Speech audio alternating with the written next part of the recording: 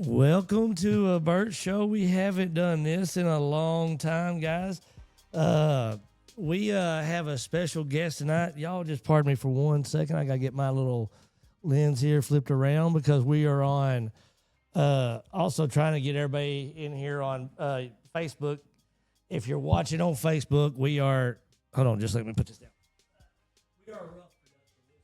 Let's see.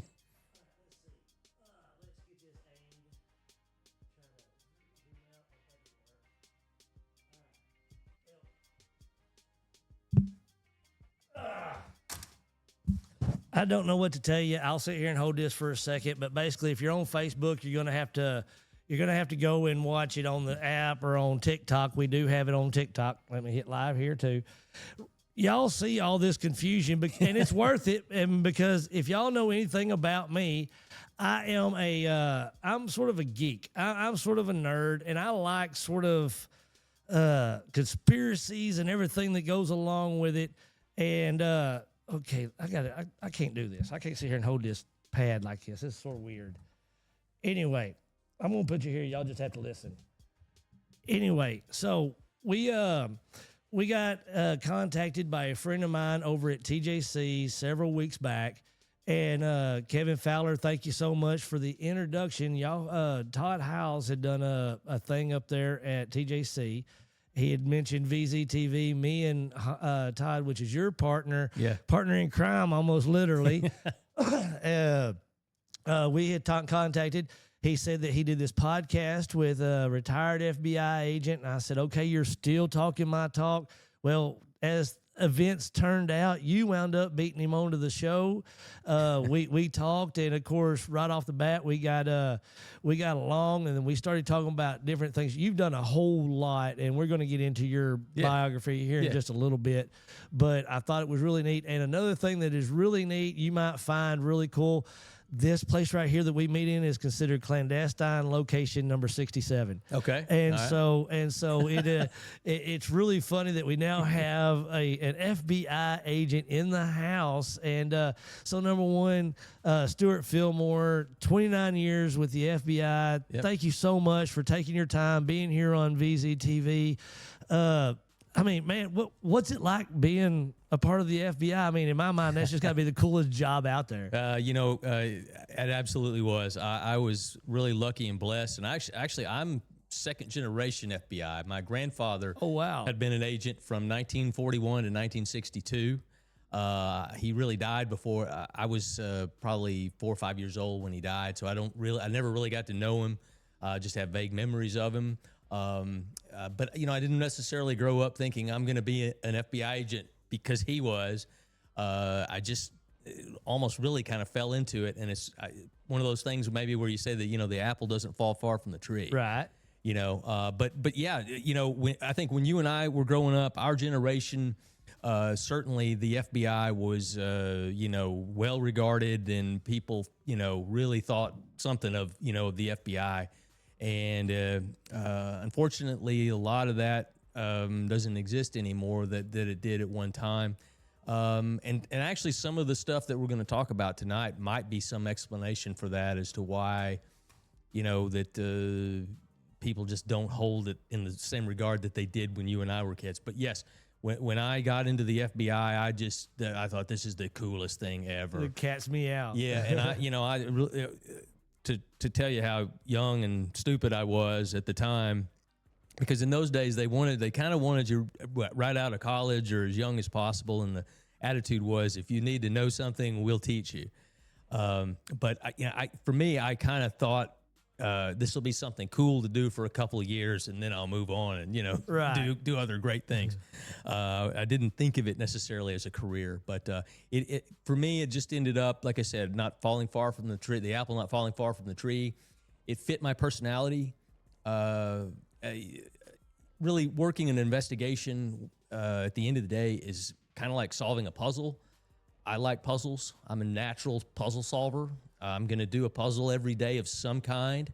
And so the work itself just kind of fit my personality, and it just really worked for me. So I was really lucky. I had a blast doing it. There's to to be quite honest with you, I would rather not be here with you tonight. Right. And I'll explain why I say that. But and the reason being is because I've actually, when I looked into this case and the Kennedy, the JFK assassination, I was a longtime believer in what the government had told us. Right. You know, that Oswald acted alone. Lee Harvey Oswald acted alone.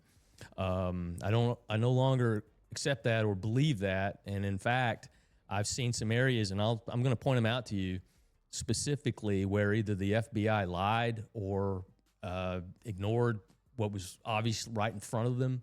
And so there's really no other way that, is it a cover up?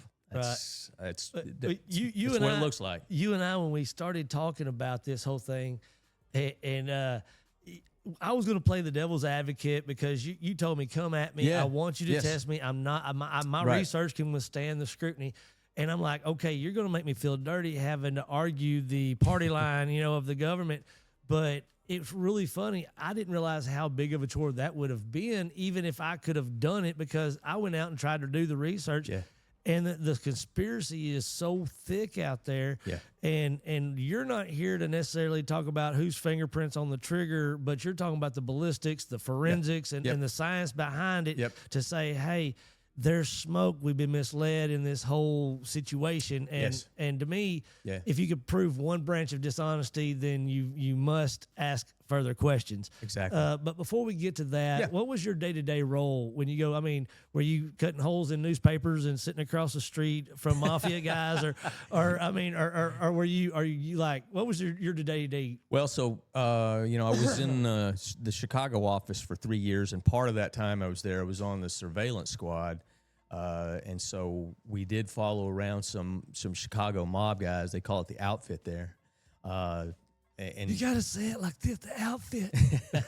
and it's funny, those guys just go through their daily life assuming they're under surveillance. So I'll tell you just a quick story that, since you brought up the surveillance. So we were following this outfit guy one day, and we most of them live pretty normal lives, pretty normal houses and neighborhoods and stuff. And so we picked this guy up at his house, and I don't know if he saw us or not, but like I said, they all assume that they're under surveillance. So he started zigzagging through a residential area, and if you bumper lock him, obviously, they know you're there. So you can't, you have to just kind of go opposite streets and try to just keep in a general area, and then just see him at various sites. And so, so we don't see him all the time. So at one point he stops in front of a house, and we don't know why exactly. But then the next time we see him, again, he's still kind of zigzagging through this residential area, and now all of a sudden you can see there's two people in the car. So, we keep kind of doing this little zigzag dance with him, and eventually I realized, okay, there's a female in the car. Then the next time we see him, no more female. So did they stop? Did she get out of the car? What happened? So the car just continues to drive around a little bit. He drops the female off, and so what we assume was that it was just a roving sexual encounter. That she provided a service for him as he drove around. It was a hello goodbye situation. Exactly. Yes. So did he even know we were there? I don't think he did. Right. But awkward time to pick up a 5-minute date if so. Exactly. But yeah. So in the days when I went in the FBI, they still hired the traditional lawyers and accountants. That was the backgrounds that they wanted people. I had a degree in accounting. I was green as a gourd. I was 23 years old, didn't know anything. And I was a street agent my whole career. That is, I never was in management. I never tried to promote. I never did that. I ended up I was in the Dallas office, Little Rock, Chicago. And then I got back to Dallas in 97.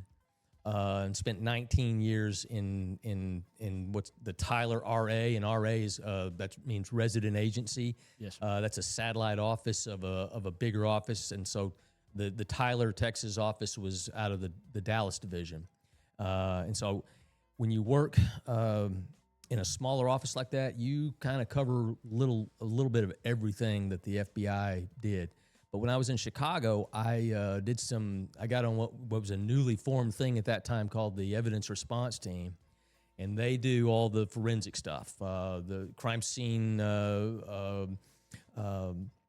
work where you recover evidence at a crime scene and fingerprints and trace evidence and all that kind of stuff. And at the time, I kind of found it boring. I really did. It's very tedious work to just be on on the ground. It looks glamorous on TV, but at the time in my life, it really wasn't. And so when I got the transfer back to Texas, I did, I'm working in a small office. We cover everything. I didn't want to do that evidence stuff anymore. So I just finished out my career. I mainly worked public corruption. And in our territory, what that unfortunately involved a lot of times was drug dealers paying off local cops for drug protection. But when I retired, I did some work as a private investigator, and I worked several murder cases doing that. And that's where I kind of got back into doing this forensic work.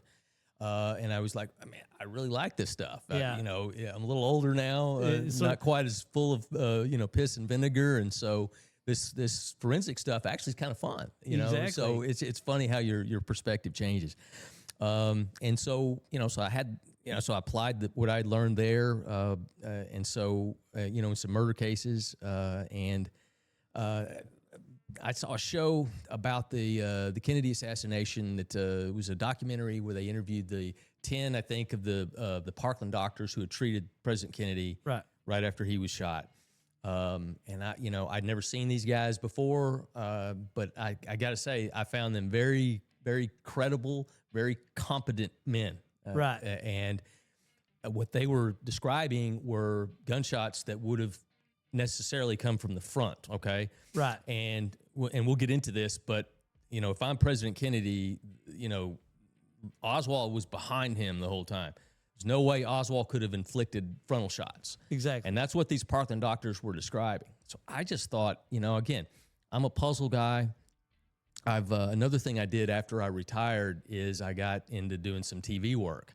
On kind of some true crime stuff, old 1930s bank robbers kind of stuff, gangster stuff. Bonnie and Clyde. We started over in Grand Saline. Bonnie and Clyde have passed through there and put some footprints over there. So that kind of stuff I've always loved that kind of stuff. So I was lucky enough to get involved in some TV projects on that. And I know as a result of that, now I know a handful of producers.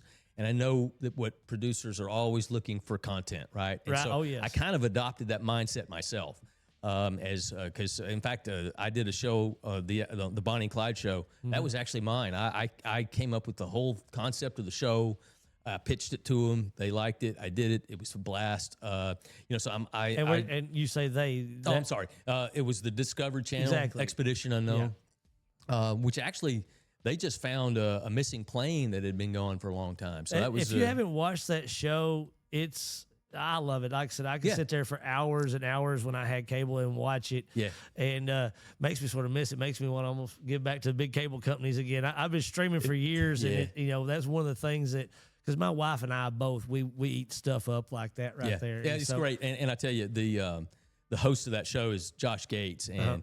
I can't, there's not a nicer guy. The guy you see on TV, that's really him. It's really his personality. He's very, very funny, very witty. Same thing here at VZTV. The idiots you see right here on TV is the idiots you see in town. I tell everybody, we started this whole thing doing high school football. That was about the only thing I really broadcast, because around here, basically, that's about the only time anybody really pay attention to you is when the high school football season. So I started there. And you see where we've evolved over the past 2 years. That's great. It's been a very crazy, because this format is taken off so much, and it's not just us and what we're doing, but I'm talking about this whole TikTok, the app, and the I guess internet provided sources.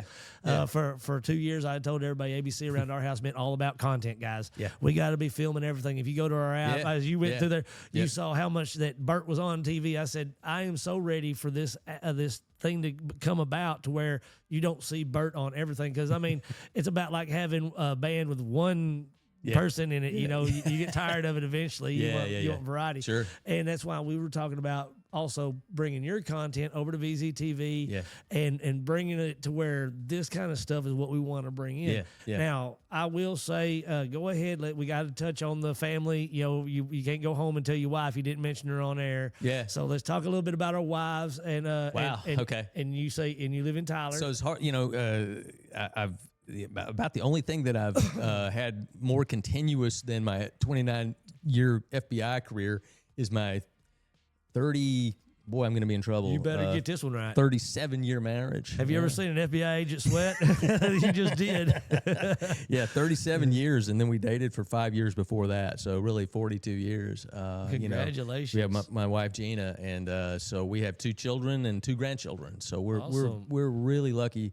We're blessed. I was really lucky. Another thing that I was lucked out about in the FBI is actually Tyler, Texas is my hometown. So most guys in the bureau don't get back to their hometown. You know, you get transferred a lot, and I was really lucky. I just, I just can't be so thankful enough for it. But that's awesome. Yeah. So we've just, we've had a great run, really great run. Well, that's amazing. And of course, like I said, now I'm going to leap past that a little bit because you said you could talk JFK all night long. And I know that there are some people out there that have bedtimes. They've got to work tomorrow. They've got real jobs. So let's dive into this. And we're going to go ahead and pull your computer screen up here. And that way, because like I said, if I'm on camera, in which I'm over there, you'll see, I'll probably go sit over here and nerd out a lot. Yeah. Because I want to hear what you say, because I decided this was going to be my approach. We've all heard the conspiracies out there, and we've all seen, like I said, we were talking, History Channel had a week long of nothing but JFK broadcast and stuff like that. But what I find interesting is the perspective you said you came at it from was like you took a cold case that just landed on your desk, and you went from there as if these were just unnamed individuals and not the president of the United States of America. Exactly. And so let's take that trip. Where did you start, and let's build from there. So again, I have that mindset of just kind of always looking for content, right? And I saw that documentary about the Parkland doctors. And again, they were very competent, very credible, and they were describing wounds that would have come from the front. They're talking about an entry wound in his throat, it was a small wound, and that he had a large wound in the back of his head, which would imply an exit wound as a shot from the front. So I thought, well, Oswald could not have inflicted those shots, and these guys seem to know what they're talking about. I've read a couple of books on the case. I just kind of accepted that, the government got it right. And and for clarification, so as the scene played out, Oswald was to JFK's 6. He would have been JFK's 2, really, behind him. Okay, 2 up here, Okay, right? Do I have my clock right? Yeah, I get you probably know better than me, but because I was always under the understanding they were driving towards the book depository. Well, they did, and I'll show you that in a second. They at one point in the motorcade, they drove right toward the building. And a lot of people speculated why he didn't take that shot, because he's looking right at him. Right.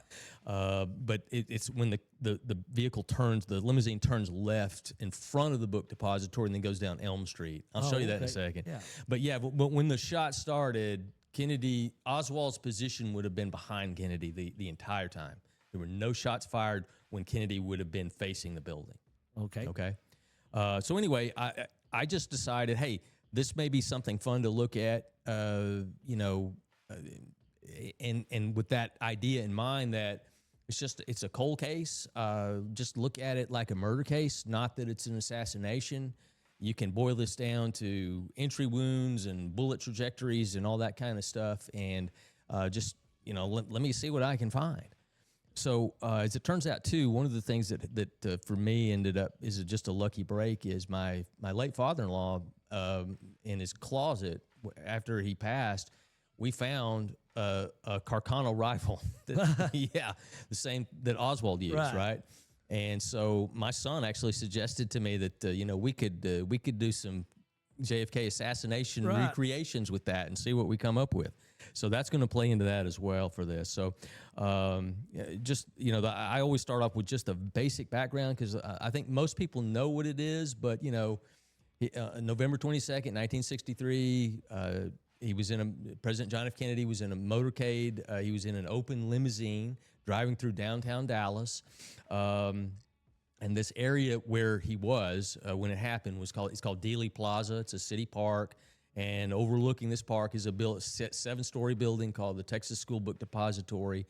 And on the 6th floor is where the official investigation, the official conclusion done by what's called the Warren Commission.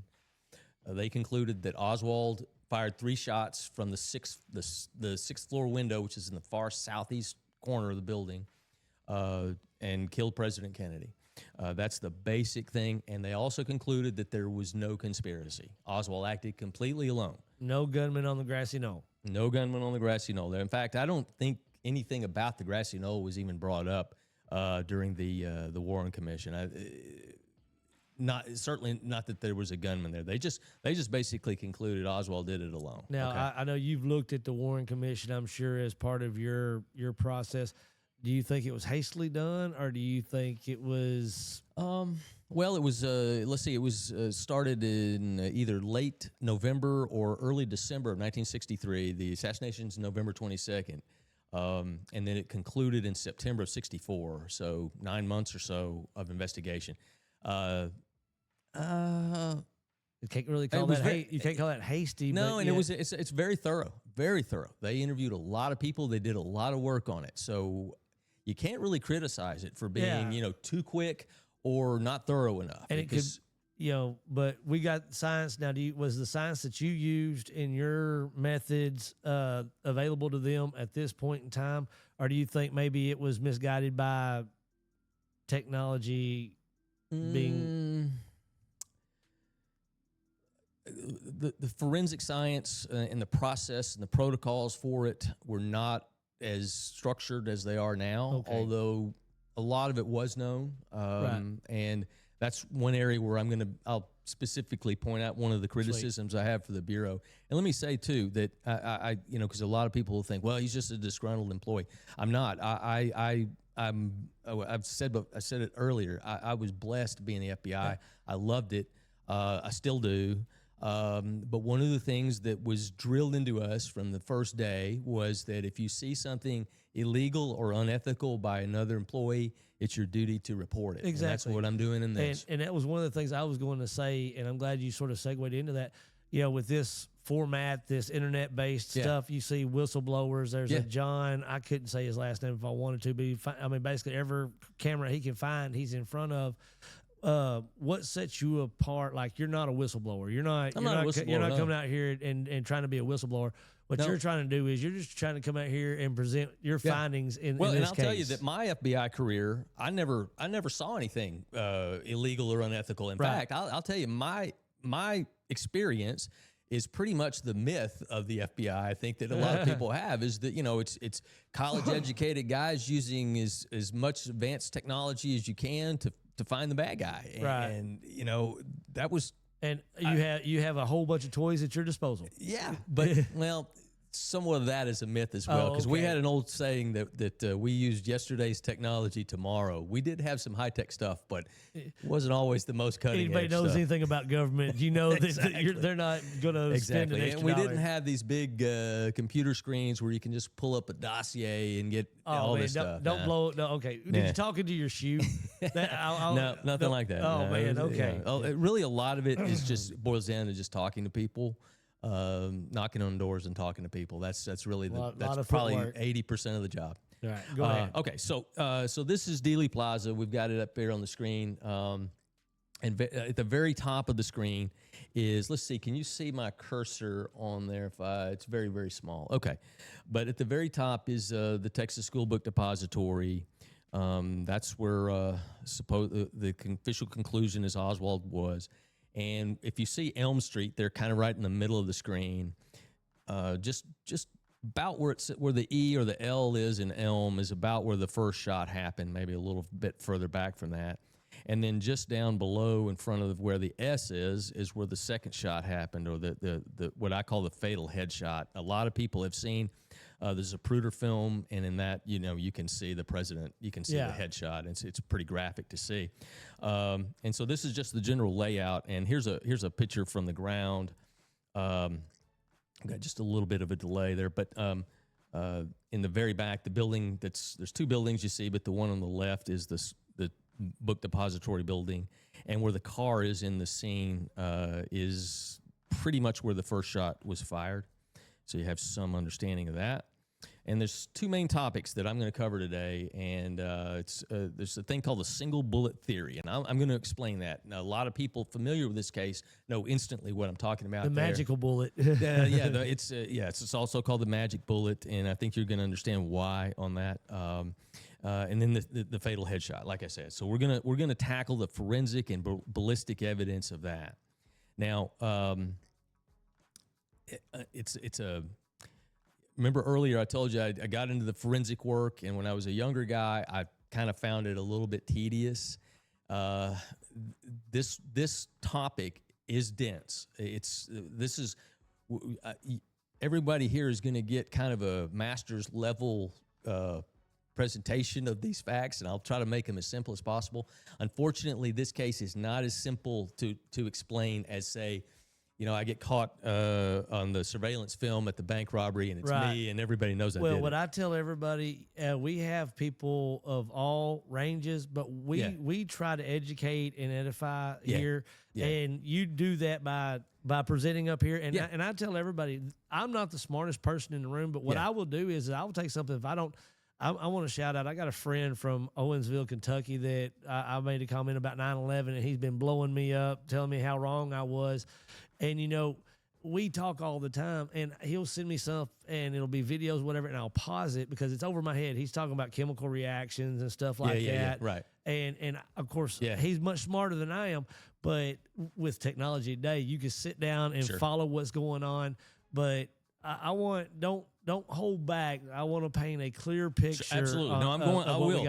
And if there's something that you need to ask a question, do. But this is just a quick video here of guy crashes into a police station, gets out of the car, and throws his hands up. The cop standing right there. Unfortunately, this case is not that simple. I wish they all were, but this one's not. Maybe a better analogy to explain what I'm going to be showing you is anybody that's familiar with the movie Jaws, okay? And the story is there's this large, gigantic shark that kills a couple of people in this beach town, and the town panics because, oh my God, this is, no one's going to come to the beaches this summer, and we're going to, the tourists won't come because they're scared of the shark. And so the local town hires the fishermen. They offer a reward for them to go out and catch the shark.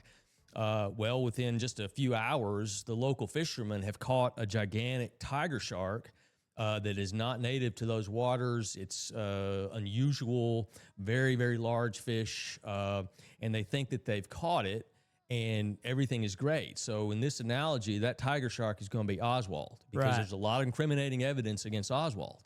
Okay, but they bring in this scientist, Matt Hooper, who's like a marine biologist guy, and he's looked at the wounds on the victim. One of the victim's arms is in there, and he's matching that with the bite radius of the shark. And he said that's not the shark, because the bite radius of that shark does not match the wounds of the victim.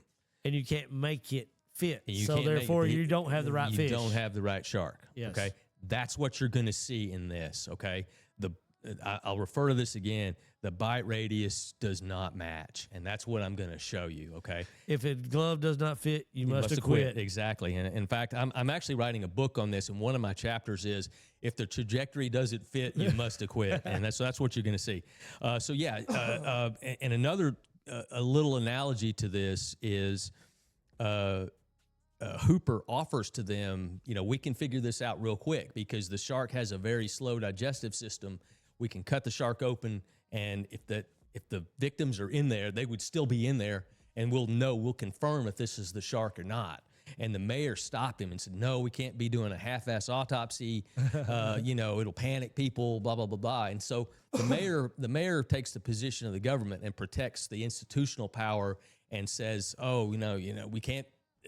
Yes. In real life, they said, if this is a conspiracy, we'll be in a nuclear war and 40 million people will die from a nuclear war. So it's a little bit like the same thing in Jaws. So, all right, so let's go back to the single bullet theory. This is a very controversial part of the case, and it's important because I'll just say this right at the start. If the single bullet theory fails, Oswald could not have acted alone. And okay, so what it is there were 3 shots fired, and I'm quoting the official conclusion here. They found 3 empty shell casings on that 6th floor window where they say Oswald was. They found a rifle up there. Most of the witnesses heard 3 shots. Okay, so they want to make everything fit 3 shots from one place. That's their starting point. That's not correct forensically, but that's what they did. So if you only have 3 shots, the first shot is accounted for. It's a missed shot that actually grazed a bystander. Okay, so there's 1 shot. Then the next shot that's accounted for is the fatal headshot. So we know that's another shot. So now you've got one of the 3 shots that now has to create 7 wounds in President Kennedy and Governor Connolly, who's riding in a jump seat immediately in front of the president. Okay, and President Kennedy has a gunshot to his upper back, lower neck region, then an exit wound in the throat. And this is the official version. That this bullet exits his throat, then goes into Governor Connolly just above his right armpit, exits his chest, hits his wrist, exits the wrist, and lands superficially in the left thigh. Okay, so there's 2 wounds in Kennedy and 5 in Connolly that this one bullet caused. And the bullet also came out pristine, okay, or relatively pristine. Had a little bit of flattening on the base of it. People have found that problematic. We're not even going to go into that tonight because there's a lot of little nuance about that as well. But the fact that this is a military rifle, it's a military ammunition called Full Metal Jacket, and it's designed actually to penetrate as far as it can. So the fact that it went through 2 men is no big deal. That's what it's designed to do. So that's not controversial at all. This bullet could easily go through up to, I think, like 4 men, is what tests have revealed. So that's not an issue. The issue is, were they sitting the way they were aligned? Does that allow that bullet does the path allow for this to happen? That's the issue. The other thing is, it's a bolt action rifle. This Carcano rifle is a bolt action, meaning you fire a shot, you cycle the bolt, you pull the bolt back, you operate with the bolt handle, you pull it back, that ejects that spent shell casing. Then it loads another one. You push the bolt forward, lock it in, aim, fire another one. The FBI and firearms experts concluded that it took 2.3 seconds to effectively operate that rifle and to get a good aimed shot between shots. And they argued, of course, Oswald's military service. They tried to make him sound like some super sniper at some point in some of these deals. But honestly, I mean, that would have taken to do what they're talking about. I mean, the best in the world have tried to recreate this shot, and they can't do it. I think there's been a couple of guys over the years maybe that maybe have even beaten his time a little bit, but for the most part, no. It's a very constrained time period. Right. But the more important point is that if you see the Zapruder film, Kennedy and Connolly react very slightly differently, and some people think it's longer than others. That's another. Really, there's hardly anything about this assassination that is not disputed in some form or fashion, okay? But the point is, if Kennedy and Connolly were wounded separately, Oswald did not have enough time to operate that bolt to shoot them separately. Right. So if they're hit by separate bullets, Oswald couldn't have done it, and that's why I'm saying that if the single bullet theory fails, Oswald did not act alone, okay? Exactly. There's another shooter. All right. So the FBI did a reconstruction in May of 1964 of the assassination. And for our more astute viewers, you may already see a problem with this. But on the far left is Senator Arlen Specter. At the time, he was a junior attorney on the Warren Commission. He is considered the author, the architect, the inventor, whatever you want to call it, of the single bullet theory. They're demonstrating here basically the single bullet theory with the trajectory rod and the bullet going in Kennedy's back, coming out the throat and into Governor Connally. Kennedy would be, the stand-in is in the middle, and Connally would be on the right there in the car. And so where this got me started the bullet had to exit Kennedy's throat, which means it had to exit his shirt collar. And it left what was this half-inch vertical slit. And let me see if I can get my cursor. If you can see it on there, I've got my cursor. That's not. It looks like maybe a buttonhole. That's actually where the government says that Oswald's bullet exited the shirt. And there's another one just like it on the other side because the shirt would have been buttoned and these would have overlapped.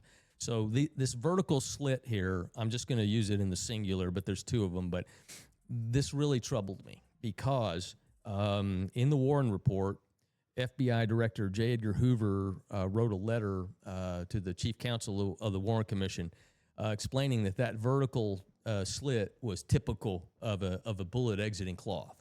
And I know personally from my own experience that is not typical. Okay? Right. But that's what they said. And there was an FBI agent that testified to it, although he qualified it a little bit.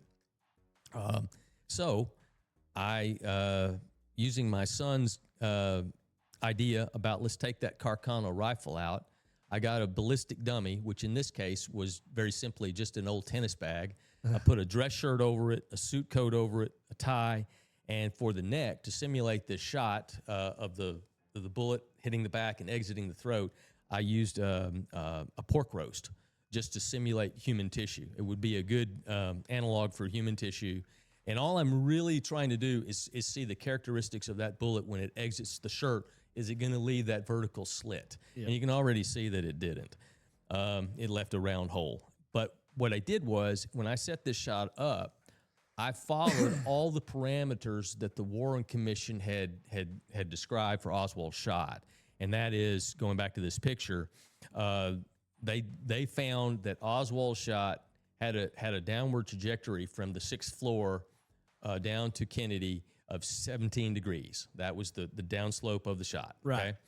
Okay? So I recreated the 17 degrees. And when I had a couple of friends helping me set this up. I had put a mark on the suit coat in the back at the same location where the bullet hole was in Kennedy's coat. The FBI measured it. That's all documented. That was my aim point in the back.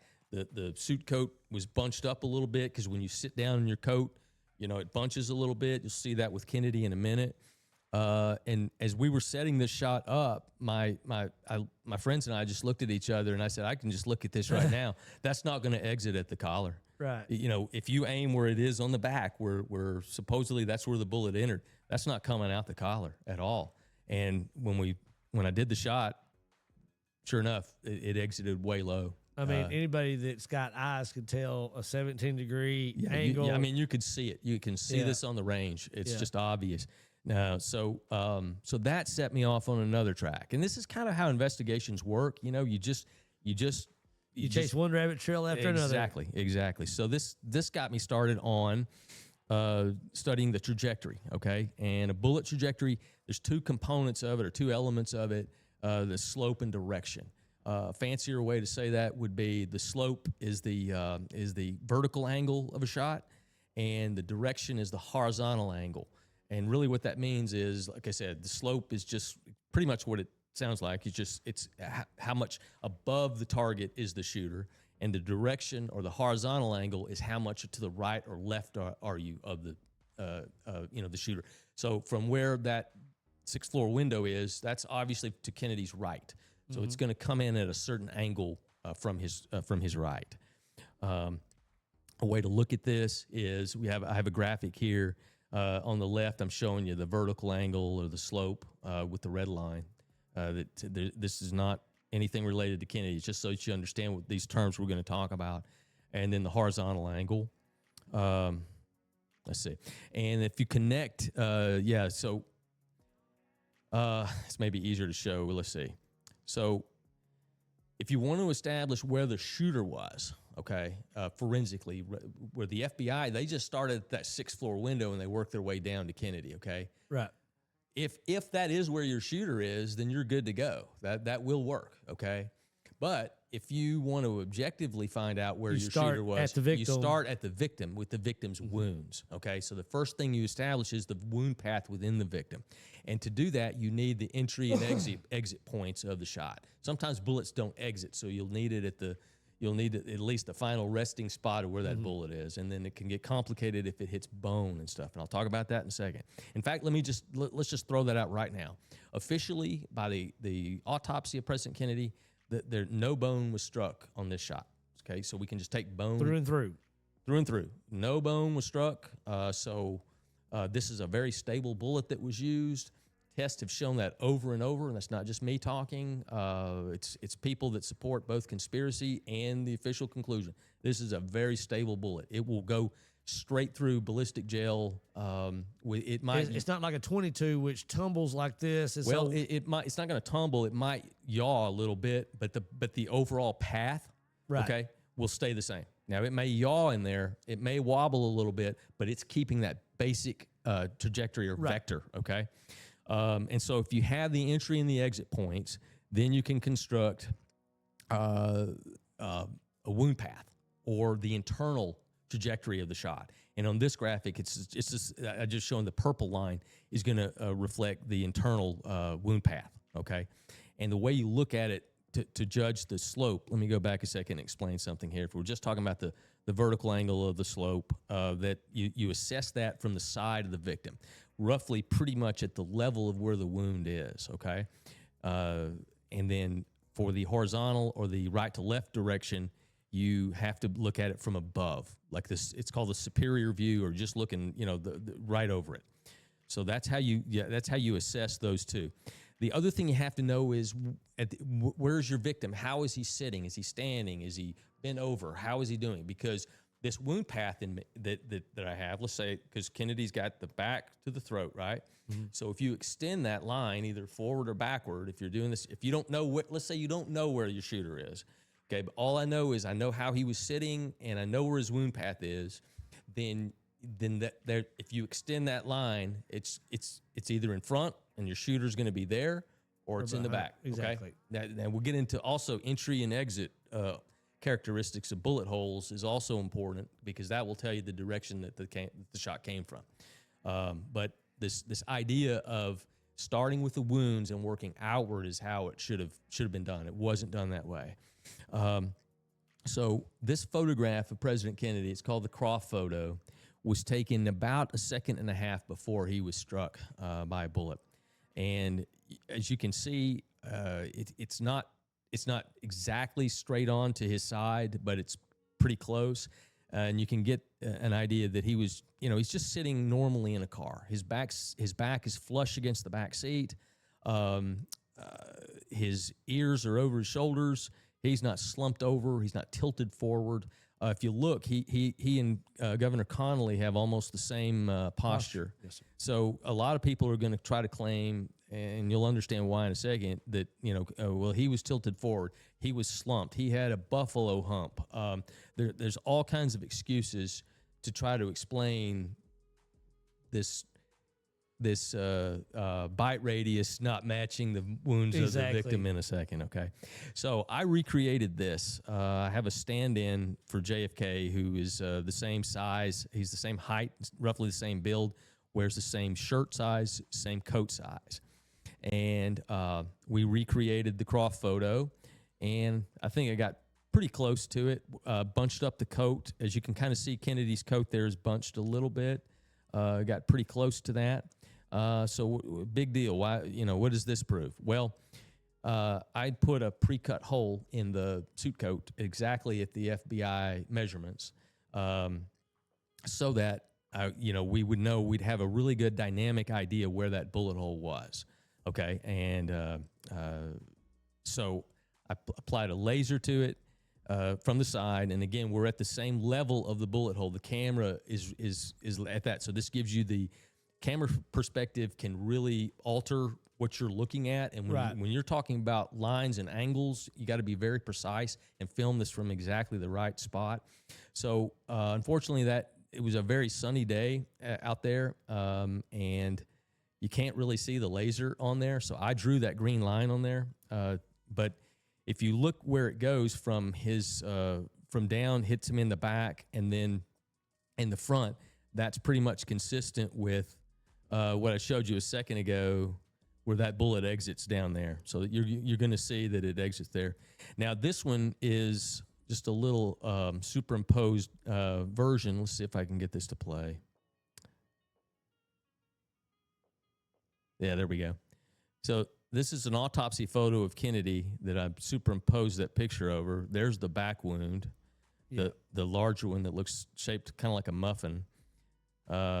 So I got pretty close as far as where that goes and everything. And exactly, that's so here's where this is where it starts getting problematic. So okay, so there's a number of ways you can assess the trajectory. You can do it with a laser. I had that, like I said, that laser set up there at 17 degrees. You can do it with trajectory rods, but another way to do it is with string. String is low tech, but I think high. It's high in its credibility. Hey, construction's still being built with plumb bobs, baby. Exactly. That string doesn't lie. Yes, sir. If it ain't straight, then you got a problem. Yes, sir. Okay, so what you're seeing is where it says 17 degrees, that actually is string there. That is not drawn on there. That is string running through that pre-cut hole. In the front, I have the string coming out a pre-cut hole in the shirt. The white line, the white dashed line, is the wound path, okay? If you connect where the bullet hole is in the back with the bullet hole in the front, that's your 7-degree wound path. So, again, you're missing 10 degrees of slope. Exactly. So, do you already see the problem? Yes, sir. I mean, and this kind of stuff, like my wife always says, keep it simple, stupid, Yeah. And that right there, I mean, you put it's obvious. I mean, you look, and any of us know. Yeah. I mean, we see a salt shaker falling off of the shelf with our own eyes. We can generally clock it and catch it pretty quick, you know, instinctively. Yes. We can recognize angles and even the most elementary of us. Now, okay, so, and again, I said this is important because if a bullet, hits bone, it certainly can deflect 10 degrees. It can go, it can go anywhere, really. It's crazy. Right. But again, we're told that no bone was struck. Okay, so that bullet's going to keep that path. And you can see that by the pink line that I drew on there as well. And another thing that's important when you do this stuff forensically is to be redundant. Okay, so I did this not only with the live stand-in, I did it with a mannequin as well. Mannequin's a little bit easier because it is somewhat tedious for the stand-in to hold these positions, while you run the string and all this stuff. And so I put holes in the mannequin, again, following the measurements that were... We just had Tex CT, Secret Service, and FBI like the video. Do you know who they are? I think that's Todd. Okay, cool, awesome. Hello, Mr. Todd. I thought so when it pulled up our Secret Service and FBI. What's going on, Todd? Welcome to the broadcast. And maybe you could go and share it on y'all's TikTok page. We were talking about that a while ago, trying to figure it out. We're long in the tooth. We don't understand this technology. Exactly. And so, but sorry about that. But when I saw that pop up, and I was told through the TikTok little prompt up here to tell you guys to comment. So I don't know what we got to do to build this audience, but y'all comment, like, tag, share, whatever it is that you do on TikTok. I'm still trying to learn it myself. Go download the app. It's on Roku, Amazon Fire, Android, and iPhone. You can also watch it live at live.grantsleeandson.com. So, I mean, there's several ways to watch it. I've got Facebook going on over here. I got 3 viewers over here. If I can ever get those 3 viewers to go over to the app, I can go and start doing research and stuff, but I'm not going to cut y'all off because I've got you on different platforms. I mean, we got you on the app, we've got you on TikTok, and we've got you on Facebook. I love this stuff. So sorry about that, but I wanted to Bring it in. Yeah. So, using the live stand-in, using string, to me is very compelling. Again, that string doesn't lie. But I wanted to be redundant, and I did it with mannequins as well. And that wound, the autopsy told us, was 14 centimeters from the right mastoid process. That's that bump that's behind your ear. And so, obviously, my mannequin doesn't have ears, but I marked it pretty much at a spot that is consistent with where that mastoid process would be, and measured it down to 14 centimeters, and there's the bullet hole. And that's pretty consistent also with the autopsy photograph. Then I just put the same suit coat with the pre-cut hole. Again, that's the FBI measurement.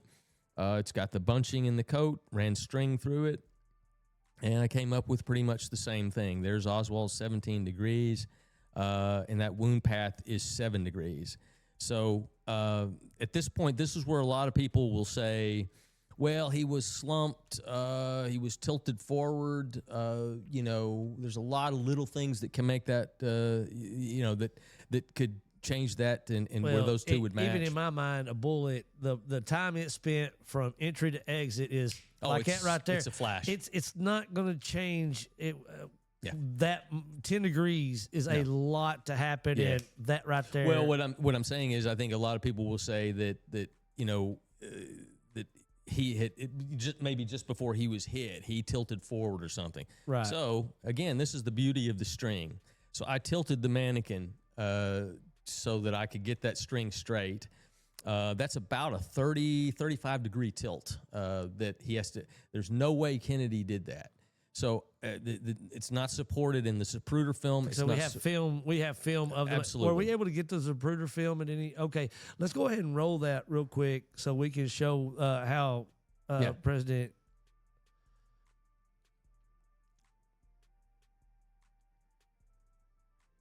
Yeah, and for anybody that's got little kids in the room and stuff like that, this is Texas history. It's real, but it is disturbing to some folks. So y'all.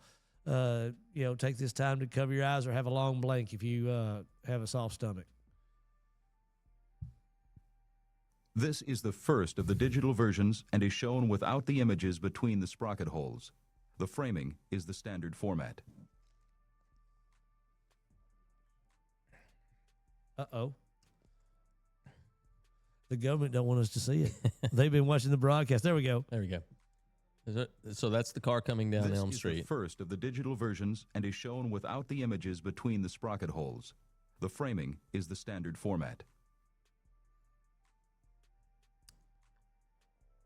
So what are we looking at here? So this is a film made by Abraham Zapruder. He's standing on a concrete pedestal. He's panning as the car comes down Elm Street. Kennedy's already hit at this point, and right around here, there's the headshot. Car speeds off and then now heads to Parkland Hospital. And that scene right there has lived in infamy as Miss Jackie, crawled on the hood. It's a replay of the standard format version, this time in slow motion. But if you study it, you can see right here, well, before the sign, Kennedy was up, waving. He's sitting up. He's there for a political event. He's there to be seen. He's there to see the people. He's not slumping over like a turtle in his seat. Yeah. Okay. But nonetheless, some people will claim that, and maybe we can pull that down. Maybe there could have been a flash of a moment. The standard format version this time. There might have been a flash of a moment where Kennedy, did do something where maybe this could line up. Okay, so I'll give you that. Even though I think it's a 10-degree discrepancy that can't be overcome. Now let's talk about that horizontal angle, the right to left angle, right? Because again, Oswald or the book depositories off to Kennedy's right. So in the 1970s, there was another investigation done by the Congress called the House Select Committee on Assassinations. And they actually worked for 3 years, 2.5 years. And so they were very thorough. They brought in a lot of experts on this. They brought in an engineer from NASA, who did a trajectory analysis, very similar to what I've done, and he determined that it was 13 degrees. Was the right to left angle? In other words, that the shot came from 13 degrees to Kennedy's right. All right, and that's actually, this is a drawing done by the HSCA, and it's actually pretty accurate. And there's a whole lot of problems with it. I'm excited. Does that angle line up with the where Oswald's sitting? And I think it's a little more shallow than that. I think it's around closer to 9 degrees. But I'll go with the NASA guy. Okay, because I actually measured it on the ground there. I came up with 9 degrees. But let's go with the official one, not 13 degrees. Okay, so what you're seeing here is a clip from the Zapruder film, and you can see Kennedy in the back. He's just right here by this. This is a sign for the Stemmons Freeway, and there's Kennedy, and here's Governor Connally. If you can see my cursor, I got it right on his face now. There's Connally, and then up here, obscured a little bit, is Secret Service agent Roy Kellerman. But if you notice that they're all three kind of lined up right there, and if you look over at the drawing where Connally is over here, you can see Connally is sitting well inboard of the car, okay? Yeah. He's not that far inboard here. He's a little bit more inboard than Kennedy, about 6 inches, but for the most part, they're very closely lined up. So if you run string through the mannequins for that, on the left is Connally sitting. Connally's at the top. And he's about 6 inches from the side of the car, the edge of the car, which would be where you see the hand. That's the edge of the car. Connolly's 6 inches inboard. It's a little bit dark to see, but I have the string run at 13 degrees coming into Kennedy. It exits his throat. I'm sorry, I keep hitting the wrong button. It exits his throat and clips the left tie. We know that. That's all in evidence. This is all official stuff. I'm using their work. Yes. Okay. So you see then that the string has to make a right turn to get to Connally's right armpit and strike him there. Right. So that's problem number one. If they're sitting normally, that's why some people call that the magic bullet. There's the turn it's got to make. Right. Right. So in the picture on the right, which I've got a little better lighting on it, the string is straight, and you see how far Connally has to be moved to his left inboard of the car for that string to line up, for that 13 degrees to hit his right armpit. And we know, again, he's not sitting that far inboard. In fact, that is actually 19 inches inboard. And another way to look at it is this is with the live stand-in. Oh, wow. Yeah, that is pretty obvious. It's not. I hope it wasn't a standard. So here's a picture using the stand-in with Connally a little bit inboard of him, and you can see, again, if you look at the stand-in's tie, you can see where the string has to make that right turn after coming from Oswald's position, which is in the back, and there he is to straighten up the string. That's how far inboard Connally had to be, okay? There's some other little problems with the horizontal shot. It has to do with the internal wound path of Kennedy. I didn't really put that in there. I'm still kind of working on it, but I'm telling you that the internal wound path it's steeper than that 13 degrees. So the internal wound path of both shots does not match the external wound path, right, or the external trajectory of the shot. So again, it goes back, like I said, the bite radius does not match. Fit, yes. It doesn't match. It just doesn't match. And here's where I was disappointed to find this about the FBI, because this photograph is from the FBI reconstruction. Those are FBI agents in the car. It's an FBI agent manning this photograph, which is actually done through the scope that Oswald used. This is Oswald's rifle and his scope that they used in this reconstruction. They took a picture through the scope. You can see very slightly right where the crosshairs meet. You can see a little chalk mark there. That's pretty accurate as far as where the hole in Kennedy's coat was. Do you see something real quick that jumps out at you? Well, Probably. I mean, and this is supposedly the moment of the shot. Well, to me, I'm looking at this right now, and I'm like, even from this angle, you can't logically do the leap. The path does not. Right. So look at the vertical post of the crosshairs of the reticle. Okay, and where does it go in relation to Connally? If you say Connally's sitting on the right side of that, so he's definitely not sitting next to That's not gonna hit his right armpit. Right. Okay. So here's a little better version. I added some the red crosshairs to show you that's on Connolly's right armpit. Can't hit Kennedy and hit Conley. It can't do it. Right there. You can't do it. That horizontal angle makes this shot impossible. The Warren Commission didn't even, and obviously by this, the Warren Commission didn't even address the horizontal angle, the right to left. They didn't. I think there is some testimony by one of the firearms expert for the FBI. I think he even just speculated that it was about 20 degrees, which would be even more problematic. Connolly would have had to have been over sitting on his wife's lap for that 20-degree shot to work. So the Warren Commission didn't even address it. The House Select Committee, they again, this was show you the drawing. That's their drawing there where it says 13 degrees. They realized too, Connolly wasn't that far inboard. Well, and on top of that, they've got Connolly basically kicked at an angle to make the shot fit. Now, he was turned a little bit. It's maybe not as obvious in that picture. He was turned a little bit, so I'll give him that. But turning doesn't. A lot of people say, well, that's how it all lined up, is because Connolly was turned. And I'm telling you, I've done the string trajectory analysis with the mannequins and with the live the stand-ins. It doesn't matter if Connolly stays in the middle of that jump seat. Okay, it doesn't matter how far he turns. Exactly, that does not line up. So it just doesn't work. And again, the FBI agents on the ground, the guys doing this, the guy that I would have been one of them. They had to have known this. They had to have realized this. That day, they had to have known it. There's just no way. So let's go back to this picture that I showed you earlier. This was actually published in the Warren Commission report, really as a demonstration of the single bullet theory and that it worked and it matched. And here's an even close up and a better resolution. And you may already start seeing the problem.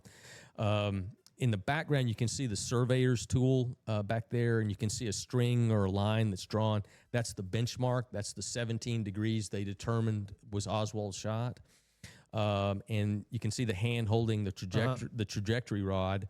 And it does appear to show that, it's exiting Kennedy's throat, and it's going into Connolly, and it's 17 degrees. And, man, that case solved. So I recreated this photo. On the left is my friend Todd, standing in for Arlen Specter, and the guy standing in for Governor Connolly is a friend of ours that graciously allows us to use his vintage Mustang. So people are going to say, "Oh, well, that's a different car. It doesn't match." The measurements are the same as far as the distance of Kennedy and Connolly, and the proportions are correct. That's what's important, right? Okay? And I have done this in a car that has the similar that is almost exactly the same as the limousine. So anyway, recreated this photo. I think I did a pretty good job. Got pretty close. You can see the trajectory rod coming out the throat, and it appears to, and everything. But taking that same photograph and switching to video, starting from that point, showing that. I just walked the camera over to show you, so there's no trickery here. Nothing changed. Everybody held their position. And when we get here, you can see the pre-cut, and ignore the green line. That's actually just the laser projecting over onto the black screen to show us the 17 degrees. But you can see the pre-cut bullet hole in relation to where the trajectory rod is. Right. It's 3 inches higher and, 5 inches to the right of it. Okay. Right. So in testimony before the Warren Commission, an FBI agent named Lyndall Schoenfeld, he was the photographer who took that photograph. He said the rod passed through a position on the back of the stand-in for the president at a point approximating that of the entrance wound. Well, that rod didn't pass through anything. It's sitting over the shoulder. Yeah, I mean, okay? Kennedy would have heard the bullet instead of felt it. Exactly. Bingo. And maybe I'm splitting hairs here, but I consider that perjury. I consider that lying under oath. Right. I really do. That rod didn't pass through anything. Okay. The proper way to say that was, well, obviously we can't run a metal rod through a person. we have to demonstrate it somehow, okay? Right. And some could argue that's what he's saying, but he used the word through. That it passed through, okay? It did not pass through. Had he had to actually defend that in trial, under cross-examination, he would have been torn to shreds over Conveniently, Oswald never made it to trial. Exactly. So there's never been cross-examination of any of this. Exactly. Okay. So again, it's one of those things where just common sense can tell you that bullet is not going to exit at the throat. Right. It's just not going to. So I really find that galling, to be honest with you, that I would never in 1,000 years, under oath, pull a fast one like that. I just find it shameful, to be quite frank. So I'll just go ahead and say that for me, if at this point already, that horizontal angle is enough for me. That it just Connolly was not that far inboard, and it just doesn't line up. It doesn't work. It doesn't work. There's a whole lot of other things about it that don't work. But if that element alone to me means that the single bullet theory doesn't work. And the kill shot is sort of the glue that holds all of it together. So therefore, if that doesn't, then you don't have anything holding the arguments together. Exactly, and that's what I mean. It just falls apart. And so, but let me keep going here. So there's another issue. I told you one of the things about determining, objectively where your shooter's located is once you establish that wound path, you have to also know where your entry and your exit wounds are. And so President Kennedy, this is kind of grainy. I'm sorry about that, guys, but this is President Kennedy reacting to being shot, okay? And he's brought his hands up to his throat, and we know that there's a gunshot wound at his throat, okay? We know there's a gunshot wound at his back. The issue is which is an entrance or which is an exit, okay? Right? Because it's very confusing. So when he rolled into Parkland, the doctors that saw him, there was Dr. Malcolm Perry. President Kennedy was still alive. He had a massive head wound, but he was actually still alive. So they're trying like hell to save him, okay? And he had a gunshot wound in the throat. As it turns out, coincidentally, it was exactly at the same spot where a tracheostomy is done. And Dr. Perry, he's the one on the far right there on the picture. They realized they had to get his breathing improved, so he did a tracheostomy, and he used that wound as a starting point, which is exactly what you would do. Right. Yeah, he used to be commended for that, actually. I mean, if you've already got the wound, don't apply another. Exactly. There's no, yeah. So anyway, he said the neck wound, as I said, was a small, clean puncture, and it looked like an entrance wound. Dr. Carrico, he was the very first doctor to see Kennedy. When they rolled him in there, Carrico's the first one to begin treatment. And he says, and this is in his Warren Commission testimony, okay? This is under oath. This was probably a 4 to 7 millimeter wound, which is a pretty small wound, rather round, and there were no jagged edges or stellate lacerations. So real quickly, just a kind of a primer on entry wounds. They're basically small, round, and they have clean edges, okay? Now, they could be oval if they're shot at an angle. If that slope is steep enough, you'll get an oval shape, but it'll still have the clean edges and be relatively small, okay? But again, we go back to an entrance wound anywhere in Kennedy's front side means Oswald couldn't have done it, and so it means there's a real problem.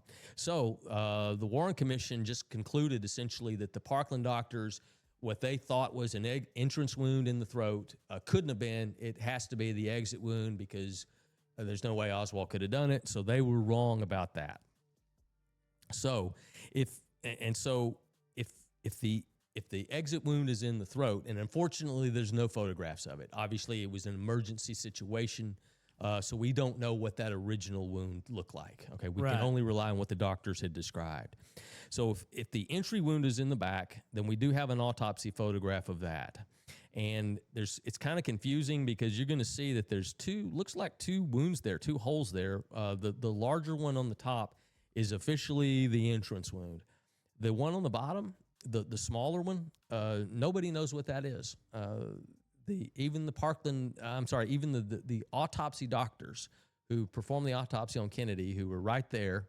They looked at pictures of this years later. They can't tell you exactly what that is. And the bullet that passed through the bigger hole was recovered and found, correct? Correct. So you would know if there was a splinter off of that could have caused a second. I mean, yeah, unlikely, but I mean, that's the pristine bullet or the relatively pristine bullet. Okay, so this is the entry wound.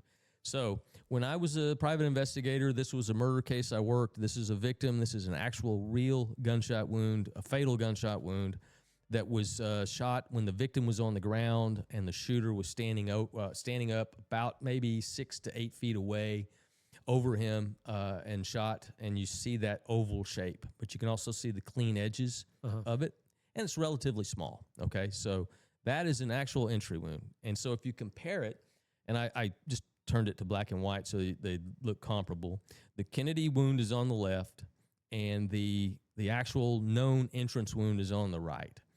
Okay. The best I can describe the Kennedy wound is it's irregularly shaped, okay? I can't really call that oval. The Warren Commission did. They said the autopsy documented that was an oval wound. I don't see oval. To me, it looks like maybe the profile of a blueberry muffin. I mean, it doesn't. Right, yeah. There's no tangible shape to it. Not anything like the actual entry wound on the right. So again, I want to test this stuff as many ways as possible, not just with string, not just with lasers, but I want to take it out to the range as well. So this is Jack, my ballistic dummy. He has a ballistic gel neck, and around at the back and in the front, I have pigskin. Pigskin is a good analog for human skin. It's very similar. It's used in wound ballistics testing all the time, as is ballistic gel. It's very similar to human tissue. And this is Jack volunteering himself for... So, shot Jack there, and he graciously gave up his time. And there is the exit wound from that shot.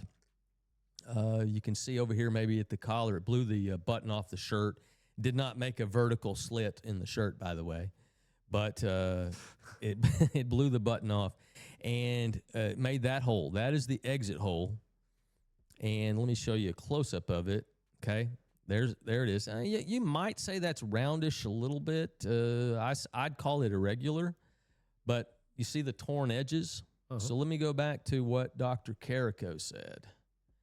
This was probably a 4x7 millimeter wound, rather round. There were no jagged edges or stellate lacerations. And those tears, those are stellate lacerations, okay? Typical of what you'd see in a gunshot exit wound, okay? Yeah. So that's not what the Parkland doctors saw. No. Right? So, again, let's go back to it. So that's on the right is the entry wound from that shot to Jack that I just showed you. It's about 4 millimeters wide, okay? It's a little bit oval, a little bit elongated because there was a slight angle that I shot from. And the one on the left is Kennedy's, that same photograph.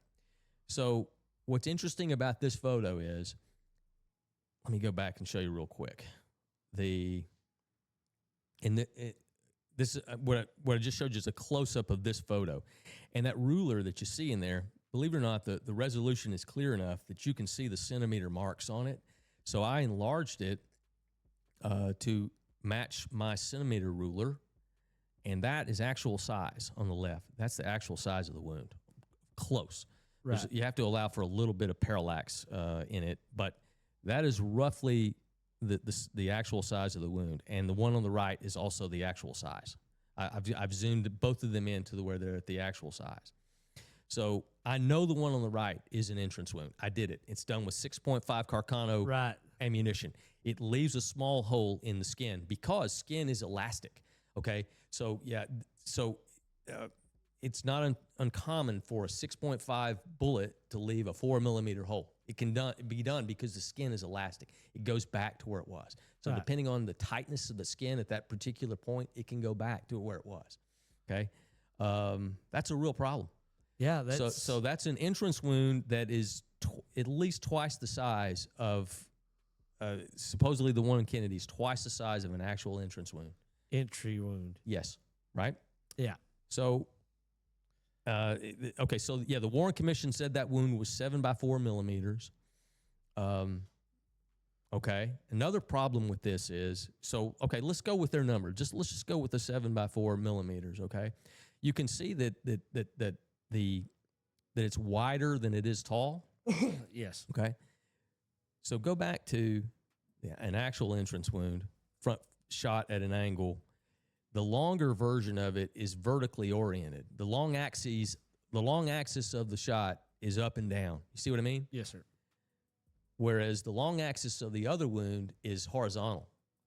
If this one is shot, if Oswald's shot is shot from above, it's going to look like the one on the right. That long axis of the oval is going to be vertically oriented, not horizontally oriented. When the HSCA looked at it, they said, well, it's 9 by 9 millimeters. So how could it be oval if has the exact dimensions of it, you know? Yeah. 9 by 9 means either a square or a circle. Well, and also my question is, okay, you got the entry wound and the exit wound, and I mean either you flip it or flop it. You got an entry and exit wound. Yeah. At 17 degrees, yeah, you would have a certain. Yes. Okay, at the 7 degrees, you would have a certain. Yes, exactly. Right to left and all this. Is the 7 degrees line up underneath the 17 degrees as the bullet passed through, or is that 7 degrees off from the supply? Well, the 7 degrees is the wound path. Right. That's if you connect. Yes. You know. So if you were to take that 7 degrees, by logic means it would come up and hit about the third floor instead of the sixth floor or something like that. Exactly. Bingo. Yes. So did the shot originate? You follow the line. Does it hit the brick at the third floor, or does it come from this way, or is it in line with? Well, where it actually hits is about the first floor of the book depository. Okay, yeah. The middle of the building. So Okay. if the shot came from behind, that's where the shooter would have been if you go by the wound path. But definitely not at the elevation of the sixth floor window. Nope, couldn't reach it. Okay. Yeah. So anyway, we have an entrance wound here that is. No, it doesn't. It's not the correct shape. It's not the correct size. So again, it's just a problem. It's the bite radius not matching, you know. So I just conclude here that it just doesn't work. The single bullet theory categorically fails. Okay, which means, as I told you at the start, if it fails, Oswald did not act alone. Yeah, you got the tiger shark. Okay, yeah, that's good that you got him. But there's still a bigger shark out there. So there's still another shooter. There's somebody that pulled the fatal trigger. That's right. There's still another shooter out there. Okay. So where did the shots come from? So that's, again, where you just realize, let's throw the single bullet theory, throw that there's the whole scenario of that there's one shooter firing 3 shots. You have to throw that out because that's worthless at this point. Right. So you're left with going, where do the wounds tell you? Where are the wounds? So again, we go back to the mannequins with the string. And the string is run strictly through the wounds of Connolly and Kennedy. Kennedy's on the right, Kennedy's on the left, Connolly's on the right in this picture. And the pink string is just the wound path of Kennedy. Here, this again is camera perspective where I kind of messed up a little bit. It looks like it's pretty much level, but in this one looks a little different here. And then again, the tilt looks a little different here. Yeah. It's roughly about that 7 degrees. And then the white string is Connolly's wound path, which goes right back to that window. So there was a shooter in that window. Was it Oswald? Maybe. I mean, there's a lot of compelling, funky stuff about Oswald. There's a lot. You cannot ignore. You just really can't ignore. So I do not exonerate Oswald in any way. Somebody shot from that window. Okay. Well, and I think Oswald was definitely, it appears by everything I've seen, definitely a player in the whole events of that day. Exactly. His actions leading up to post shot and everything else. I'm comfortable to say that Oswald was a party in this, and the picture, this one right here, I think, like you said, Oswald probably one that got the governor, and I think so. And the other guy, the surety, I would, because I don't believe that Oswald's not with us today for a reason, and so therefore I believe that there was maybe a patsy and an surety, and so that let that lead you to wherever you want to lead it. We're here to talk about ballistics and trajectory. So again, if you just literally go by the wounds, this is where the wounds are telling you these are where the shooters are. So for Kennedy, again, whether it's entry or exit is just is a mess officially. So it's either coming from in front of him at that angle or behind him. Okay, and again, you had already jumped on me on that a little bit. If it came from behind, it was on the first floor of the book depository, about middle of the building. Because I measured it on Elm Street with a laser. I've done it there. For context, Oswald top. Exactly. Oswald could not make that shot. It's impossible. Yes. Impossible. Okay. But if you consider that the shot that hit him came from his front, there is the angle, and that's how it would have been done. There was a gap between where the driver is, and that the shot would have lined up perfectly right there. And where that, if you look at that from overhead back to Dealey Plaza, I'll see if you can get my cursor going. If you can see the cursor, this area down here called the South Knoll. Specifically, it kind of lines up in the tree line here on the, I can't get my cursor to do what I want, but right to the right of where it says South Knoll. There we go. The cursor's in the right spot. Roughly about right there is where the trajectory kind of lines up to make. Go figure. To make that shot. In a grove of trees. Well, actually, that's a grove of trees, but it's actually a parking lot. Oh, okay. So, so it's it would have given cover and concealment to a shooter in a car. So, all right. So, again, thinking about this ballistically, if the president was shot in the front, okay, a rifle bullet's not going to stop. It's going to keep going. So I was wondering, is there any evidence where a bullet exited behind the president? So I actually walked the ground at Dealey Plaza, and this shot is roughly the angle. It's a little bit off, but I wanted to see back behind where the car would have been, perhaps maybe this live oak tree back here. Maybe a bullet lodged in there. We could get a metal detector out there. Or this concrete back here, any kind of bullet scratches or bullet marks back there, anything. So I walked that line roughly, and let me go back a second, and I'll show you if you're following my cursor on there, I don't know if anybody can really see it. I've got it up on these two pillars that are back behind the car.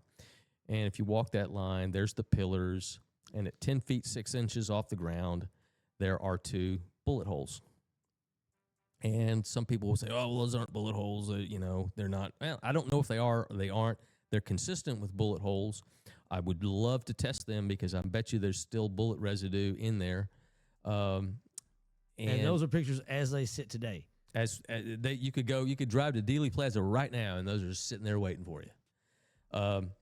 And in 2005 at the Smith County Courthouse, we had a shooting. It was a domestic dispute where a divorce went bad, and the husband decided to settle the problem with an AK-47, and he shot up the courthouse along with his ex-wife and some other folks.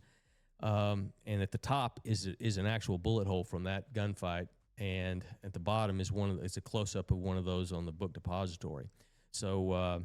I'm pretty convinced those are bullet holes, and what's important about those is both of them are they're oval shaped, so they were shot at an angle, and they're coming from the left as you're facing the building, and so that is consistent with going back toward where I showed you where those trees were. Right.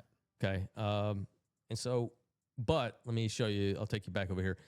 So where this is well above where those pillars are back behind the car. You can see they're well above the car. So that trajectory would be going it's way too high, too high. So and also there were a lot of people standing there the day of the assassination. So they would have heard or seen something.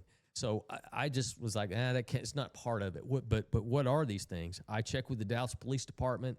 if they'd had any reports of vandalism, people shooting, just out there plinking. One thing that tells me this is not plinking. These are carefully aimed shots, and they're coming from the same spot because they both have the same. The long axes of they're oriented from 7 to 1 is what I'm trying to say. And it does look like it's on one axis, so it looks like a correction. Exactly. Okay. So I found a teletype, which would have been back in 1963. A teletype was a way to communicate very quickly to send information to another office in the FBI. And this says, I'll just read it for you. It says, November 20 last, the Dallas police cited 2 unknown men sighting in a rifle near scene of where President later assassinated. Rifle being sighted in at 2 silhouette targets, old model car seen in vicinity of men. Police circled to contact men and they disappeared. That information comes from a lieutenant colonel who was in the Army intelligence. I've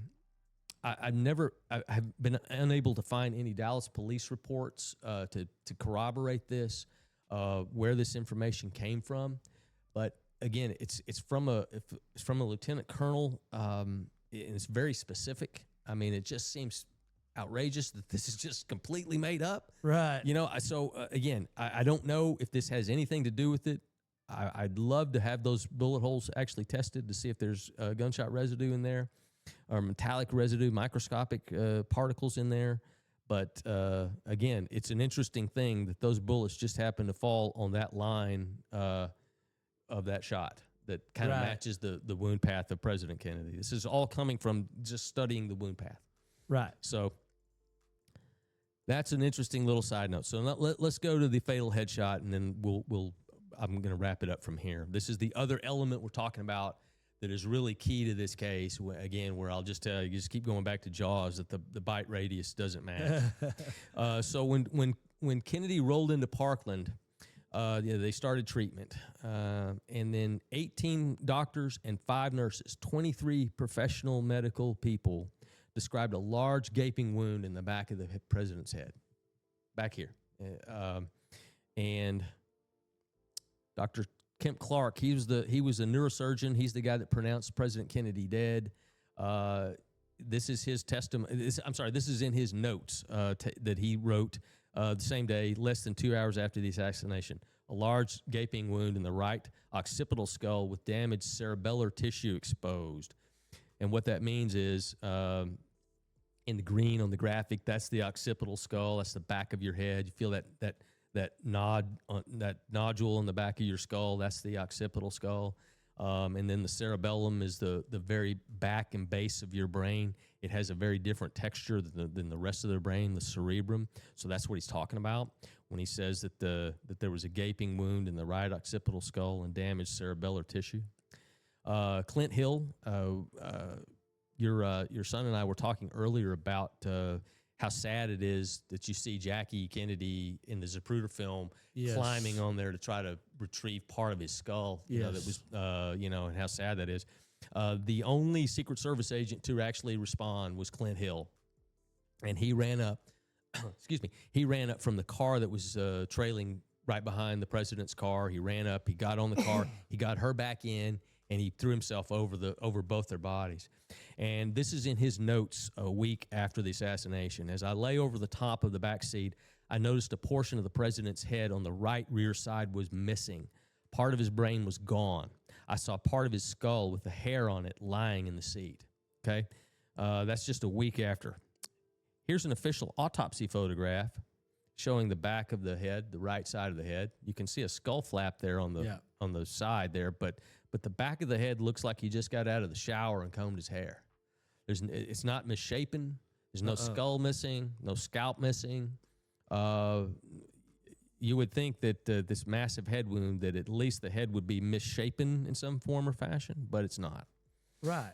So years later, in the 70s at least, the HSCA attempted to reconcile. You have all these Parkland folks and Secret Service agents talking about there's a hole in the right side of his head, with the lower part of his brain sticking out of it. How do we reconcile this?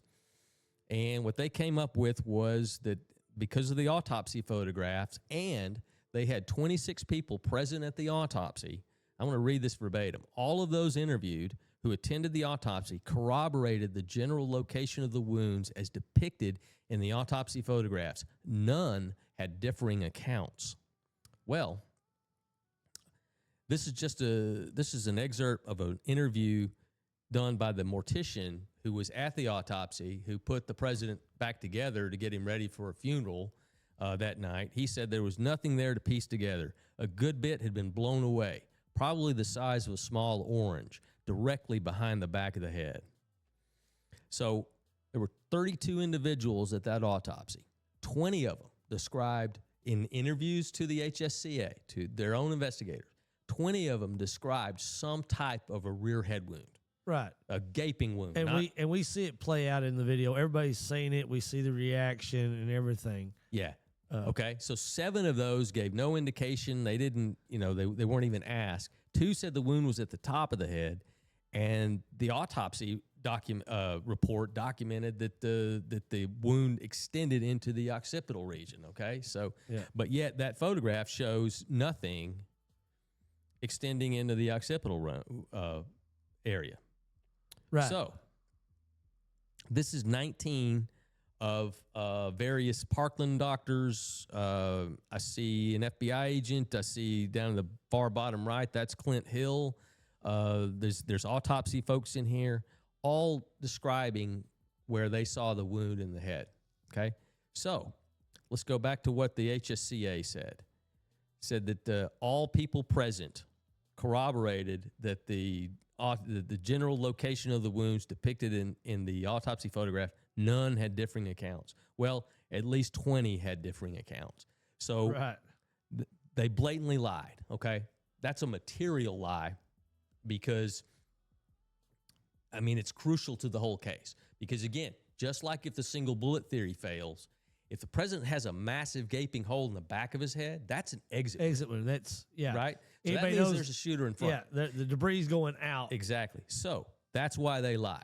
So let me just tell you, if you were interviewed by the FBI and you made a material false statement like that, in the course of an investigation, you could go to jail. Just ask Martha Stewart about that. Oh yeah. Okay.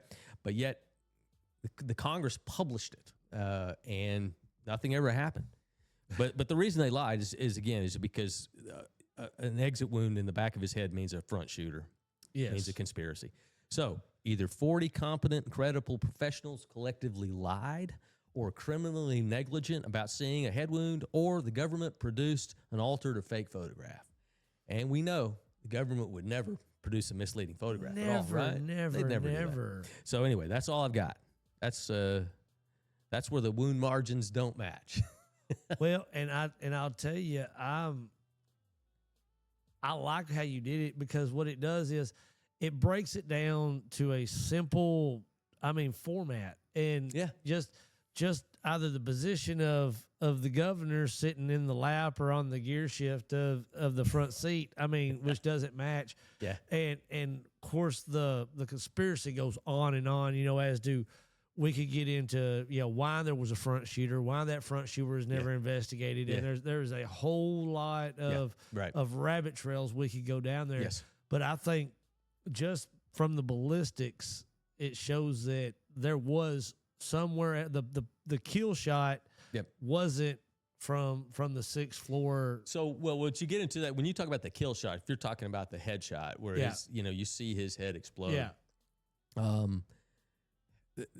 We could do a whole other show about that. In fact, this weekend, I'm going to actually be shooting some pigs' heads to test various theories about what type of ammunition might have been used in there, because there's actually an X-ray of an autopsy X-ray of the side of the president's head where there's a trail of fragments in there that are at the top of his head and don't match a trajectory that would have come from Oswald. And also that type bullet, a Full Metal Jacket bullet, the jacket will separate from the lead core if it hits something hard enough. There's no question it will. And a skull, probably a skull is hard enough to do it. But generally, that lead core still doesn't fragment into just tiny little particles the way a more frangible bullet is. It's designed to do that, like a varmint shot. And so that's what that snowstorm of fragments in the X-ray to me looks like more of a frangible type bullet. And I'm not the first person to point that out, but I may be the first person that's ever going to actually test it. So I'm going to do pre-X-rays and post-X-rays and see what I end up with. And like I've told you before, I knew that this was just going to be your first visit on the show. I even approached it. I mean, when we talked the first time, we talked for an hour and a half, something like that. Yeah. And you told me, I could go on all night long, which I don't want either one of our wives upset with us because we did.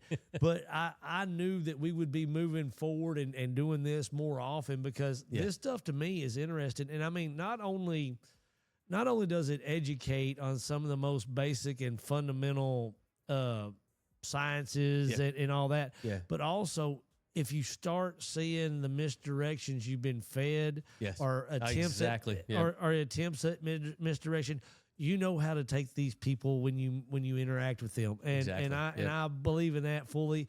I've always told people I'm one of them guys that if you lie to me once, I'm not going to be mean to you. I'm not going to snob you in public and stuff like that. But if you ever ask me to take your word for anything, I just won't be able to do it because you've proven your colors. Well, yeah, because there's a saying in law. It's called falsus in uno, falsus in omnibus. Means false in one, false in another. Exactly. In everything.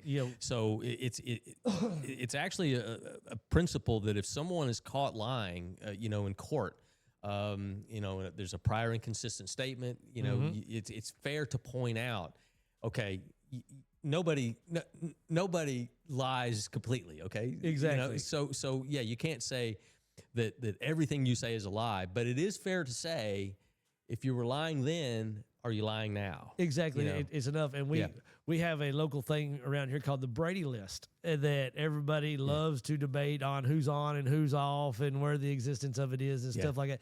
Works along the same deal. If you got caught lying on the stand and all that, you're not, without having to form the defense that you have been busted lying before. And it's a big deal. You don't want a Brady violation. Exactly. No. And so we're rocking along about be 9 o'clock, and that means we've been going along almost 2 hours. Wow. Time flies. But the good thing about you is you're in Tyler, and you were part of our demographic. When I tell everybody we branded it VZTV because Van Zandt County is our home. Yeah. But we're here to serve rural East Texas. I want to continue conversations like this. As you're writing a book right now, correct? Yes, and you're about 2 years in, you said? Yeah.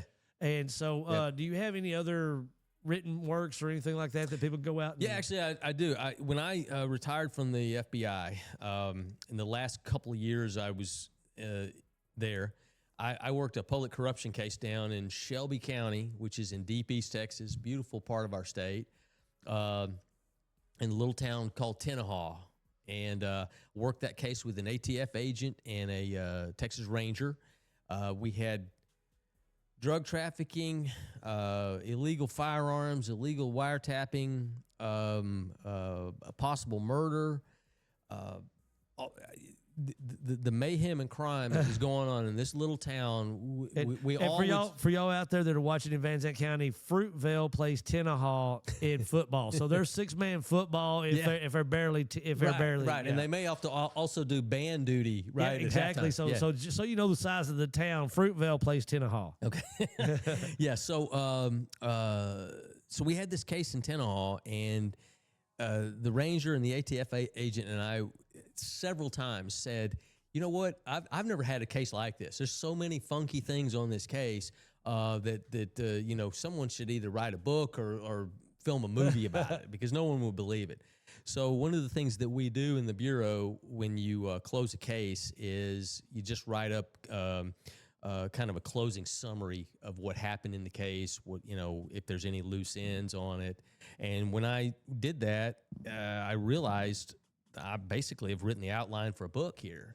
And so I wrote a book on it. And I learned that in the publishing world, if you don't have some kind of a platform, if you don't have some fame or whatever, they don't care. No matter how good your story is, it's if they can sell it or not. It is a hard market to get into. Yes. and true crime is flooded Yes, with it right. because we live with a bunch of bad people. Right. And so, Yeah. but So anyway, I self-published a book. It's called Yeah. Tenahaw, which is a funny word. It's an Indian word, Tenaha, Tenahaw. and where do you find that book at? It's an Amazon. Amazon? Yeah. Okay. I tell you what, it is interesting. It's like I still to this day say I can't believe all this happened in this one little town. Yeah. And so, and also let them know they can go and watch your Expedition Unknowns. Yeah, and so stuff I was like on that. 3 episodes of Expedition Unknown. There was one called Chasing Bonnie and Clyde. There was one on Escaping the Rock about the Alcatraz escape. One of our next visits are going to be on that one. And then one about John Dillinger and his lost loot. We were searching for that. And then it's coming out. I'm not sure they've changed the air date. It was originally going to be in August, but they've changed it now. But I have a show coming out about the Alcatraz escape that's going to be how can I say this? History changing. Yeah, we've got some really good stuff coming up. And I'm not going to tease it, but you're not going to want to miss that show. No, it is. It's going to be historic. And so, and like I said, you've done so much, and you do the Texas Crime Travelers podcast with Todd, who jumped in here a while ago. Actually, we have it's not Texas Crime Travelers is our TikTok. Okay. Our podcast is actually called Back in Crime. Okay, with a hat. Okay, Back in Crime. Okay, it's just a little play on Back in Time, Back in Crime, because we talk about a lot of famous older cases. Okay, so in our spin on them. And so, where do you find that? Anywhere you get podcasts and Spotify and all that. Yeah. Okay, there you go, guys. Yeah, so Back in Crime. You go listen to that stuff. A lot of cool content that's already made up. And again, we want to bring that here because this is my kind of stuff. I look forward to the Alcatraz one. Yeah. I want to sort of be there when you start blasting pig heads. That sounds like a good I'll time. Film it, and I'll tell you, I've all the stuff I've done, and I've just showed you a couple of videos on there, but I've taken extensive videos and photographs from multiple angles. Everything that I showed you tonight, and in fact, all my work that I do it with the mindset of could I defend this under cross-examination?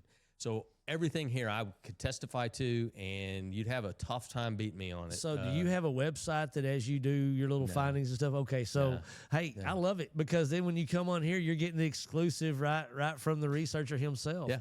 So do you have something planned beyond the shooting of the pig heads and stuff like that? Or do you that's pretty much as far as I can take it without a bigger budget. And I'm hoping at some point maybe that we'll get some kind of a special with a network where there have been several over the years. I think you mentioned History Channel has those. Yeah. Those usually always end up somehow supporting the official story and showing you how the magic bullet works. Oh yeah. There have been a couple I think that maybe showed it more of a closer version of the truth. But it just doesn't work out. And in fact, there's one that was done a few years ago where they set it up, they recreated the shot very, very, very well. They set it up just right. And guess what? It exited down in the chest, just like I showed you. Yep, exactly. But they glossed over that and said, oh, well, it works. And somehow it magically works. They just concluded that it works. Yeah, it's funny how they'll show stuff like that, but when they come down to their conclusions, well, nothing really supports. And exactly, we all know, like I said, if you don't have all the pieces to the puzzle, you don't have a complete puzzle. Exactly. So one of the things for me about Alcatraz is we're going to be able to say that essentially the government got it wrong, that these guys, were died in the bay. Right. I can't be much more specific. You can maybe draw your own conclusions from that. But my point is, it's kind of like we were talking about earlier. If you lied to me once, right, exactly. Are you lying to me now? Exactly. So if the government got it wrong, either by intention or by just not solving it, if you're wrong there, how can we trust you on this one? And I've already documented. I showed you 2 lies that that photograph with the trajectory rod. That's a lie. Exactly. And about that the HSCA said emphatically that everybody at the autopsy agreed that there was no hole in the back of the head. That's an absolute lie. Exactly. An absolute lie. So the government has lied to us on that. So what else is the whole case is not a lie, and that's one of the challenges too. of going through this is sorting out what can I trust versus what I cannot trust. Because everybody knows a good conspiracy has a thread of truth inside of it. Your best liars mix in the truth with it. And I would be remiss if I didn't ask. There was a big hoorah made of the release of a bunch of JFK files here about a year or so ago. Yeah. Did anything of quality come out in that, or did they tell you anything? So again, not on this kind of ballistic stuff at all. There are a couple little things that, again, make it look suspicious, and it kind of reveals that maybe, especially that the CIA had lied about their stuff and their parts of it. It's very, very slimy stuff there. But nothing that is an actual definitive thing that says this happened. There is no definitive outline of here's how we're going to do it, who's doing it, here's, there is nothing like that exists. Those files will never, ever solve this case. Nothing will. I have a way that I think it could be solved, and, that maybe we can save that for I will tell you right now, let's solve it right here on VZTV. I told everybody, give me a big enough platform, I'll solve the world's problems. Yeah. And here we go. We can do that. Okay, let me take it back to Jaws. So again, what did Hooper say? If you wanted to definitively determine if that shark is your one, the bite radius has to be right. Bite radius has to be right. But what else? He said there's a way we can test. The digestion was slow, so therefore we cut him open and do a half-ass autopsy. We know where he's laid to rest. Exactly. So it's another autopsy. Oh wow! Can you imagine? Another autopsy would settle this. And I'm telling you, there's legal and historic precedent for it. There's already been a President Zachary Taylor that's been exhumed on suspicion that he had been poisoned back in 1850. Right. The legal precedent is there. You ever heard of the case of Emmett Till? He was a young African-American that was brutally murdered in Mississippi in the 1950s. He was exhumed, and a second autopsy done on him in 2004. The FBI was behind that one, and they were looking to see if there was evidence that they could find to see if there were additional suspects involved. Right. Well, I can tell you this: if you look closely at all the legal elements of the Emmett Till case and the Kennedy assassination, there's more suspicious and contradictory information in Kennedy than there ever was in Emmett Till. And somehow, so the common threads are there to follow precedent. Exactly, it's there. Exhuming. It's there, and it would definitively solve the case. But the government's not going to allow it. And on top of that, I don't know that would the Kennedy family have to be involved in? They don't have to. If you have an ongoing murder investigation, which this is an unsolved murder, right? You don't need family consent. You can get a court order for it. Because think about this: if your prime suspect is the next of kin, do you think he's going to give you consent to do a second autopsy that might incriminate him? Right. But when your family name is on half the courthouses in America, well, the real thing is that it would definitively show that there was another shooter and that the government has lied to us for 63 years. So that's why it won't happen. And I really think that if we can prove the lies, then we can start the heels. That's been my theory. I say that I'll scream that till the day I die. Yes, sir. That you have to. Look, we're all human. We're all imperfect. We all make mistakes. Okay. So if for whatever reason, whatever the reason was, this case was covered up. There was more than one shooter. This case was covered up. Whether the reasons were noble, that like, oh my God, we could be in a nuclear war, and 40 million people could die. It's better to just brush this under the rug and we'll blame it on this one idiot. Right. If maybe that was the reason, if that's somehow justified, which I don't think that it is, but regardless. Well, we all know that this you can't live a lie like that. We all know that this had political flavoring all within the stew. Oh. And anytime you have political flavoring inside, it just, again, you lose the original. Well, ultimately, okay, nobody believes it anymore. Exactly. The government just has lost all credibility, and there's only one way to get it back is to say, you know what, we screwed up. Here's what we did, and will hold us to account going forward. And until we get the right flavored politician in office, that'll never happen. That's why we started it right here. I told everybody, I'm hoping that we started a garden here, and we're going to start growing homegrown politicians now. Yeah. I say if a politician's unreachable, or with you talk to them, you feel like they're talking down to you instead of mano a mano, then we don't need that guy in office. Exactly. Because that kind of mentality is, hey, we've got a 7-degree slope, we've got a 17-degree slope, we've got an exit wound, we've got an entry wound, and now, hey, the people will buy it because we told them. Yep. You know, and I want to go up, talk to somebody, and say, hey, explain to me eye to eye, you know, and make me understand because you're my representative. Right. And so I really do like that. Okay, we've gone 2 hours now, but you're an FBI agent for 29 years. What is one life hack that you feel you took with you that keeps you safe? You know, when you're traveling abroad, when you're going somewhere, what is one safety tip that you take to protect your family? You know, nothing really jumps to mind on that, just on that one specific thing, other than I don't know if I developed this just out of being in a job where it could be potentially dangerous. Luckily, you know, I had to draw my gun many times, but I never had to use it, thank God. Right. You know, and I was only in a handful of situations that really could have turned ugly. You know, so I really am thankful for that.